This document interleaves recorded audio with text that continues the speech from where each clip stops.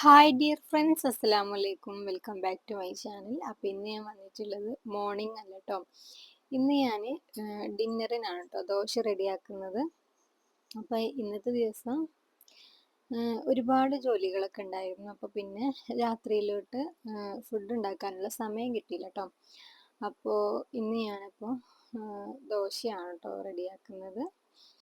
പിന്നെ ഇപ്പോൾ ഇനി ദോശ ഉണ്ടാക്കുന്നത് കണ്ടിട്ട് ചോറ് തിന്നൂലേന്ന് ആരും വിചാരിക്കണ്ട കേട്ടോ. ഞങ്ങൾക്ക് എല്ലാവർക്കും ഒഴിച്ച് ബാക്കി എല്ലാവർക്കും കൂടുതൽ ഇഷ്ടം ഇങ്ങനെ രാത്രിയാണെങ്കിലും പകലാണെങ്കിലും ഒക്കെ ചോറിനെക്കാട്ടും ഇഷ്ടം ഇങ്ങനെ എന്തെങ്കിലുമൊക്കെ കടികളും അതിക്ക് എന്തെങ്കിലുമൊക്കെ ഒരു കറി അങ്ങനെ കഴിക്കാനാണ് കേട്ടോ എല്ലാവർക്കും ഇഷ്ടം. പിന്നെ ഉമ്മാക്കുള്ള ചോറ് അവിടെ ഉണ്ട് കേട്ടോ. പിന്നെ നമുക്ക് എന്താ പറയുക, വീട്ടിലെ ജോലി എന്ന് പറഞ്ഞാൽ ഒരിക്കലും തീരാത്ത ഒരു കാര്യമാണ്. രാവിലെ മുതൽ രാത്രി വരെ ഓരോ ജോലി തീർക്കുമ്പോഴേക്കും നമുക്ക് അടുത്ത ഓരോ ജോലി നമ്മളങ്ങനെ കാത്തിരിക്കണം. പ്രത്യേകിച്ച് ചെറിയ മക്കളൊക്കെ ഉള്ള വീട്ടിലാണെന്നുണ്ടെങ്കിൽ തീർച്ചയായിട്ടും ജോലികൾക്കൊന്നും ഒരു പഞ്ചവും ഉണ്ടാവില്ല കേട്ടോ. ഇഷ്ടം പോലെ ജോലിയേക്കാരും രാവിലെ നീച്ച് നമ്മൾ അടുക്കി പെറുക്കി വെക്കുക, ഓലത് തിരിച്ച് വലിച്ചിടുക, അങ്ങനെയൊക്കെ ഓരോരോ വികൃതി കാണിക്കുക, പിന്നെയും നമ്മളത് റെഡിയാക്കുക. അതൊക്കെ തന്നെയല്ലേ നമ്മളെ പണി. എല്ലാ വീട്ടിലും സ്ത്രീകളും ഇതേപോലെ എന്ന് പറയുന്നില്ല, ചെറിയ മക്കളുള്ള വീട്ടിലുള്ളവർക്ക് എന്തായാലും രാവിലെയും രാത്രി എന്ന് പറയണൊക്കെ ഒരുപോലെ തന്നെ ആവട്ടോ. കാരണം അവർക്ക് അങ്ങനെ പ്രത്യേകിച്ച് സ്വന്തം വിശ്രമമോ അല്ലെങ്കിൽ ആരോഗ്യമോ അങ്ങനെ ഒന്നും നോക്കാനുള്ള ഒരു സമയം ഉണ്ടാവില്ല. ഭക്ഷണം ഉണ്ടാക്കുക, വീട് വൃത്തിയാക്കുക, കുട്ടികളെ നോക്കുക, ഇതന്നെ ഒരു ഏർപ്പാടാവും. പിന്നെ അപ്പം അതിൻ്റെ ഇടയിൽ എവിടെയല്ലേ സ്വന്തം കാര്യങ്ങളൊക്കെ നോക്കാനും അതുപോലെ തന്നെ വിശ്രമമൊക്കെ കിട്ടാനും. ഇൻഷാ അല്ലാ എല്ലാം റെഡിയാവും. ഓല് ചെറിയ മക്കൾ എന്തായാലും വലുതാതിരിക്കില്ലല്ലോ. ഓല് ആ ഒരു നമ്മളെ മേത്തുനിന്നൊക്കെ വിട്ട് പിരിയണ ആ ഒരു സമയം എത്തണ വരെ നമുക്ക് കുറച്ച് ബുദ്ധിമുട്ടും കാര്യങ്ങളൊക്കെ ഉണ്ടാവുള്ളൂ കേട്ടോ. അപ്പം അന്നത്തെ ദിവസം ഹസ്ബൻഡ് വന്നപ്പോൾ അതിനോട് പുറത്തുനിന്ന് ചിക്കൻ കടായി കൊണ്ടുവരാൻ പറഞ്ഞിട്ടാണ് കേട്ടോ, ഇതിലേക്ക് സൈഡായിട്ട് കൂട്ടാൻ. അപ്പോൾ അന്നത്തെ ദിവസം ഞാൻ എടുത്ത പണി എന്താണെന്ന് വെച്ചാൽ സ്റ്റോർ റൂമിൽ കുറച്ച് സ്പേസ് കുറവായിരുന്നു. അപ്പോൾ ആ ഒരു സ്പേസ് ഞാൻ ഉണ്ടാക്കിയിട്ട് കുറച്ച് അങ്ങോട്ടും ഇങ്ങോട്ടൊക്കെ ഒന്ന് റീഅറേഞ്ച് ചെയ്ത് അങ്ങനത്തെ കാര്യങ്ങളൊക്കെ ഒന്ന് റെഡിയാക്കിട്ടോ. അതാണ് അന്നത്തെ ദിവസം ചെയ്തത്. അപ്പോൾ പിന്നെ ഈ ചെറിയ ആൾക്കാരും കൂടെ എല്ലാവരും കൂടെ മാനേജ് ചെയ്ത് വരുമ്പോൾ പിന്നെ ആ സമയമാകുമ്പോഴത്തേന് സ്കൂളിലോട്ട് വരുന്നവർക്കും അതുപോലെ തന്നെ ഓല് നോക്കലും എല്ലാ കാര്യങ്ങളൊക്കെ ആയപ്പോഴത്തേന് പിന്നെ രാത്രി ചോറുണ്ടാക്കാൻ സമയം കിട്ടിയില്ല കേട്ടോ. ചോറുണ്ടാക്കാന്ന് പറഞ്ഞാൽ ചോറുകൾക്ക് വേണമെന്നില്ല, ഞാൻ പറഞ്ഞില്ലേ ഓൽക്കും തന്നെ ഇഷ്ടം ഇങ്ങനെ എന്തെങ്കിലുമൊക്കെ കഴിക്കാനാണ് എന്നുള്ളത്. അപ്പം ഇങ്ങനെ ഞാനിതാ ഓരോരുത്തരും അതിൻ്റെ ഇടയിൽ ഇങ്ങനെ വരുന്നുണ്ട് കേട്ടോ. അപ്പോൾ ഓൽക്കും ഞാനിങ്ങനെ ഭക്ഷണം എടുത്തു കൊടുക്കുന്നുണ്ട്, അങ്ങനെയൊക്കെ. അപ്പം അങ്ങനെ ഓരോരുത്തർ വന്നങ്ങനെ കഴിക്കുന്നുണ്ട് കേട്ടോ. ചൂടോട് കൂടിയിട്ട് തന്നെയാണ് കേട്ടോ ഈ ഒരു അപ്പം കഴിക്കാൻ ടേസ്റ്റ്. പിന്നെ നമ്മുടെ മലപ്പുറത്തിൻ്റെ ഒരു ദേശീയ ഭക്ഷണം കൂടിയാണല്ലോ ഇത്. അങ്ങനെ ഈ ദോശ ചുടുന്നത് പറഞ്ഞാൽ ഒരു ഡിന്നർ തയ്യാറാക്കൽ മാത്രമല്ല, എല്ലാ വീട്ടമ്മമാരുടെയും ദിവസത്തിൻ്റെ അവസാന ജോലിയാണ് അല്ലേ ദോശ എന്നല്ല കേട്ടോ. ഈ ഒരു നൈറ്റിലേക്കുള്ള ഫുഡ് എന്ത് ഫുഡാണെന്നുണ്ടെങ്കിലും ആ ഒരു അവസാനത്തെ ജോലിയാണ് ഈ ഒരു ദോശ റെഡിയാക്കുക. നമ്മൾ രാവിലെ കണ്ണ് തുറന്ന നിമിഷം മുതൽ രാത്രി എല്ലാവരും ഉറങ്ങണ വരെ വീട്ടിലെ ഓരോ ജോലികളും നിശബ്ദമായി ചെയ്തു തീർക്കുന്ന ആളുകളും ഉണ്ട് കേട്ടോ. ചില ദിവസങ്ങളിൽ ക്ഷീണം ഉണ്ടാകും, മനസ്സ് നിറഞ്ഞിരിക്കും, പക്ഷെ ഇന്നൊന്നും ചെയ്യണ്ട എന്ന് പറയാൻ പോലും കഴിയാത്ത ദിവസങ്ങളും ഉണ്ടാകും. അങ്ങനത്തെ ദിവസങ്ങളൊക്കെ എന്ത് ചെയ്യാ, നമ്മളെ കൊണ്ട് കഴിയാത്ത അന്ന് ചെയ്യാതിരിക്കുക കേട്ടോ നല്ലത്. അല്ലാതെ ആർക്കെങ്കിലും വേണ്ടിയിട്ട് നമ്മൾ എടുത്തേ പറ്റുള്ളൂ അല്ലെങ്കിൽ നമ്മൾ തന്നെ ചെയ്യണം അങ്ങനത്തെ ഇതൊന്നും ആരും ചെയ്യാൻ നിൽക്കരുത്.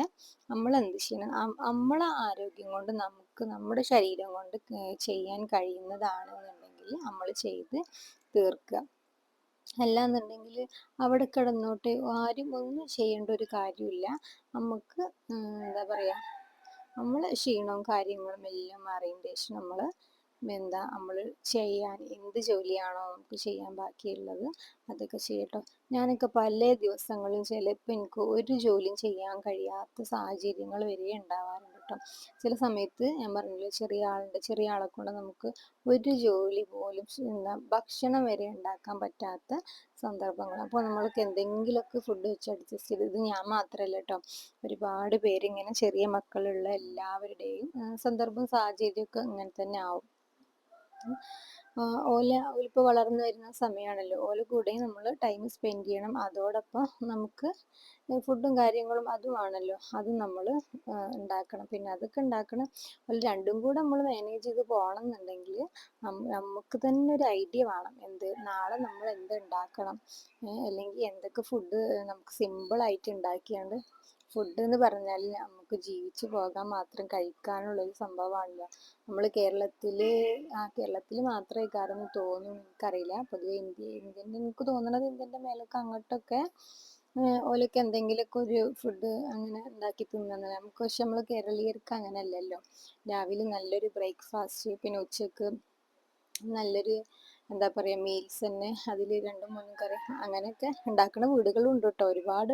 എനിക്ക് തന്നെ അറിയാം, എൻ്റെ വീടിൻ്റെ അടുത്തൊക്കെ ഉണ്ട്. അതുപോലെ തന്നെ രാവിലെ നേരത്തെ എഴുന്നേൽക്കുമ്പോൾ ആ ഒരു മോർണിംഗിലൊരു ഫുഡ്, പിന്നെ അത് കഴിഞ്ഞിട്ട് ഒരു ബ്രേക്ക്ഫാസ്റ്റ് ഉണ്ട്, പിന്നെ 10 മണിക്ക് കഞ്ഞി കുടിക്കുന്ന ആൾക്കാരുണ്ട്. അത് പിന്നെ ഫുഡ് ലഞ്ച് ടൈമിൽ നല്ല എന്താ പറയുക കുശാലായിട്ട് എന്നൊക്കെ പറയുന്ന പോലെ തന്നെ അങ്ങനെ ഫുഡ് കഴിക്കുന്ന ആൾക്കാരുണ്ട് കേട്ടോ. അങ്ങനെയൊക്കെയാണല്ലോ. അപ്പം അങ്ങനെയൊക്കെ ആലോചിച്ച് നോക്കുക, നമ്മളൊരു വീട്ടിലൊരു മറ്റൊരു വീട്ടിൽ ഒന്നും, അതായത് നമ്മുടെ സ്വന്തം വീട്ടിൽ നമ്മൾ ചെയ്യൂല എന്നല്ല, എല്ലാം ചെയ്തിട്ട് ഒരു ചെറിയൊരു ഏജിലല്ലേ മറ്റൊരു വീട്ടിലേക്ക് നമ്മൾ പറിച്ചു നടുന്നത്.